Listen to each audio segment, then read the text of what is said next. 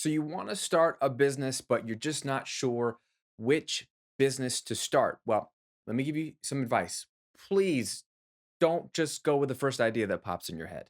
Also, don't just go with your favorite idea, assuming that you have a few of them. Neither of these approaches will guarantee that anybody's going to want to buy what you will eventually have to sell. At best, they're just guesses, they're just stabs in the dark. What you want to do instead is test your idea or validate your idea. You want proof that your business will work before you actually put in any work. Follow me? Now, there are a bunch of different ways to validate your business idea, but let me just give you my favorite and most simple approach, and it is a two-question method. Once you follow these two questions and the two steps, you'll either get a green light on your idea, which means, hey, you got a good idea, let's do it. Or you'll get a red light, which means people aren't interested in this idea. Time to move on to your next idea and test that one out. Again, remember, business is hard. Business takes work. You probably don't have a lot of hours to spend. You probably don't want to just burn through a bunch of time and money in hopes that you'll land on the perfect business idea. That's not a strategy. That's just wishful thinking. Instead, we only want to work on our business once we have proof that it's a business people will care about and one they'll want to buy from, engage with, and spend money with. Okay. So here's all you need to get started. You can do this in person, which is amazing, but you can also do this on social media or via email with your personal network where you can actually get more feedback in a faster amount of time. Get on social, get on your sphere of influence, wherever people follow you, know who you are, engage with you, and ask them these two questions. Take your first business idea that you have. Let's say you got three ideas. It's like, I can do fitness and personal training, I can do basket weaving, and I'm also really good at cooking rice. Okay. If those are your three random skills and you wanted to build a business on one of those three, take whatever idea you want to start with. It could be your favorite idea first, that's fine, or it could be the one that you think most people will like, that's fine. Just pick one and get on social and start to ask these two questions related to the topic.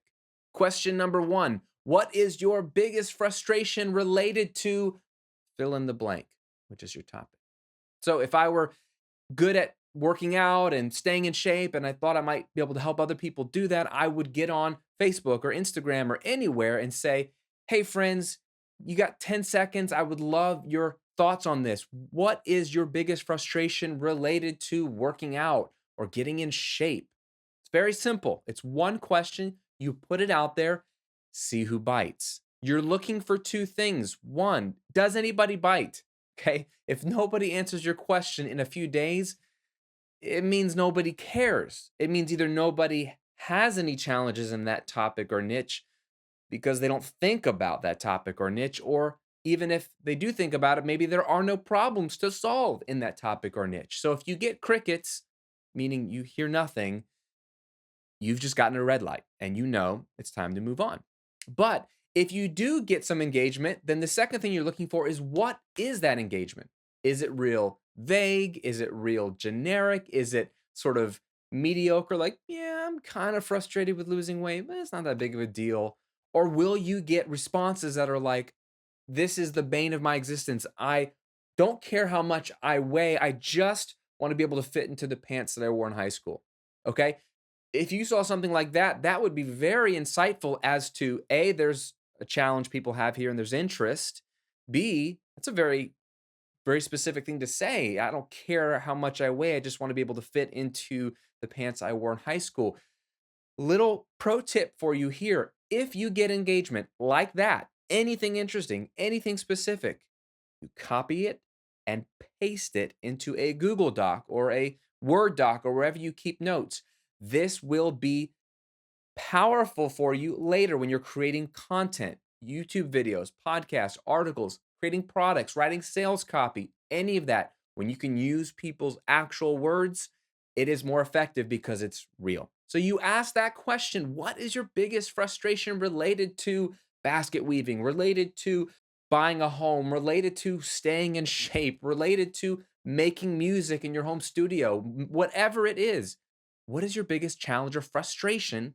related to blank. It's open ended, and that's on purpose because you're just throwing them a little cookie and seeing if they bite. If people bite, see what they say, take note of things that are interesting. If you see something interesting, engage with that person further or those people further. Tell me more about that. That's interesting. Why do you feel that way? What do you mean by that? Spend a few minutes going back and forth. You will get all kinds of helpful information to help validate that there is a frustration around this topic. And what is it specifically? You will know or not. Question number two to ask is the flip side of that first question. What is your biggest hope or dream related to fill in the blank? Okay, so if the first question was the negative, what problem is there that I could solve basically? You're not saying that, but you're looking for a problem, pain points. Pain points are what lead to good business, right? Businesses exist to solve problems. Where there's a need, where there's a problem, in theory, good businesses emerge and then meet that need, solve that problem, make people's lives better. But there's another way too. It might not be a problem, it might just be a hope or a dream. I've always wanted to be able to travel around the world, but I can't do it on a budget, or I don't know how to do it, or I don't know where I should go first. Maybe someone needs help with their travel plans. There are actual businesses that help you book together your perfect trip and not the old school travel agencies, but like customized vacations. We'll even book the flights for you using your own points if you've got points. We'll tell you where to go. We'll just give you a whole package based off of what you want to do, what you're interested in. Okay. That's a hope or a dream you could help someone meet if that was your niche, let's say.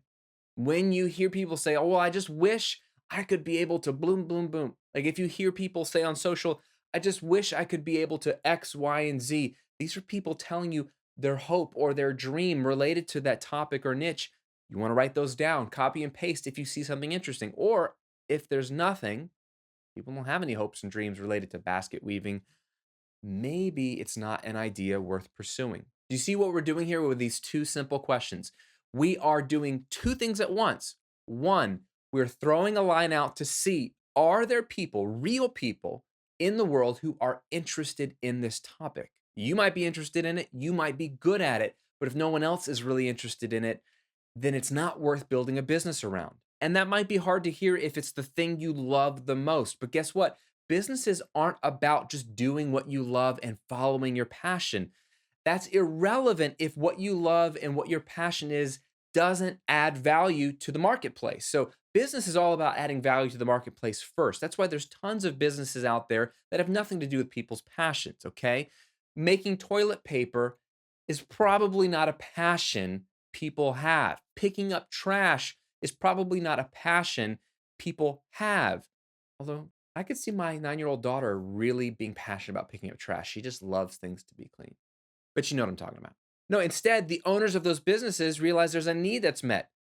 A company that can come and pick up your trash is a very profitable company because we all have a need. We all have a frustration, trash piling up. Toilet paper, it's a hot commodity, always will be. Doesn't need to be improved. It's fine. We need it all day, every day. So that's a great business to be in. Recently, the co founder of Netflix was here in Tampa giving a lecture, and he talked about how Netflix actually got started. It was just one of tons of ideas he and his co founder had when they were thinking of, let's do a startup. DVD rental was just one of many ideas. It wasn't even their most favorite idea. It was just one where they saw an opportunity in the marketplace and said, hey, let's go do that. It wasn't that DVDs were their passion. It was just a way to serve the marketplace. So, what we need before we build a business, before you get a domain for your website, before you design your business card, before you outline your next 5 products, don't do any of that until you have proof that real people are interested in this too. And not just that, because that's only one step. Interest, knowing that there's interest is great, but it's only one step. The way to be successful is to know what exactly are they frustrated with, what is their biggest challenge, and then what is their biggest hope and dream, and use their actual words, copy and paste into your Google Doc, because then you can start creating content or products or services around exactly what they told you they wanted, and you know it will sell. There you have it, the 2-question method to testing your idea. Now, I've got a cool exercise for you. I want to give you a 4-week business idea, business validation plan to go from no idea no audience, to a proven idea, a tested idea, and then actually making money off that idea in 4 weeks. It's an entire step by step checklist I put together. It's called my 30-day no hustle business plan. It is perfect for someone like you trying to come up with that idea, or you've got a list of ideas and you don't know which one is really going to be your winner. Go through this 4 week process, follow the steps, implement them one at a time. You can do this in about 30 minutes a day. It's not going to take up a ton of your time. In 4 weeks, at best, you'll be making some money. Very, very doable. At worst, you will have validated your idea and you'll know exactly what to do in the remaining months of the year to make money. It's exactly what I would do today if I had to start over, no business, no audience, no network. This is what I would do. And this is how I would start my new business. So it's absolutely free. I think it's a great exercise for you. And it really, if you look beneath the surface, once you dive into it, you'll see it's my business model really compact and really compressed in a 4 week time span. So if you are paying attention and you're smart, you can extrapolate all the underworkings of a 7 figure business from this 4 week plan because it's the same stuff, just very tightly compressed. So I want to give it to you as my gift for watching this video. Just click the link below the video in the description box or go to grahamcochrane.com/30 days and you can download it there. Thanks for watching. Happy business idea validating. I'll see you on another video real soon.